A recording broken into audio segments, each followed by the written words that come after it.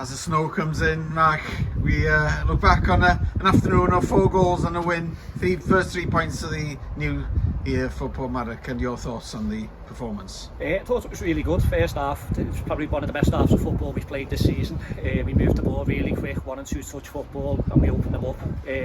Probably could have scored a couple more, but we're really happy with 3-0 at half time. But then I think going into the second half, no two halves of football are the same. The game was pretty much won, so we struggled a little bit to get going, but then we made a few changes and the lads that come on done really well as well. The most important thing that we scored in the second half, just to consolidate the first half as well. Any outstanding performances this afternoon? Yeah, I thought Sam Reynolds was absolutely fantastic today. He made a pass, but we'll probably got unnoticed for one of our goals. I think it was Quay's goal. And he was just moving the ball really quick, which what we asked him to do. He was getting round the back of the full-back and things like that. So I thought he was probably the standout player today. And also he scored a 35-yard screamer. So 35, okay. We'll take that. It was a screamer. It's a great goal, and it's great to see him scoring as well. We move on next week. Got NFA away.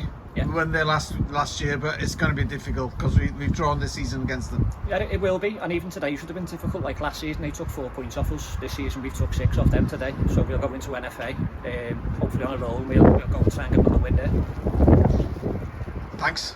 Good for coming out. It is snowing in Porthmadog, believe it or not. And thanks again for coming out. It's a great afternoon. Thank you very much. Thanks, Neil.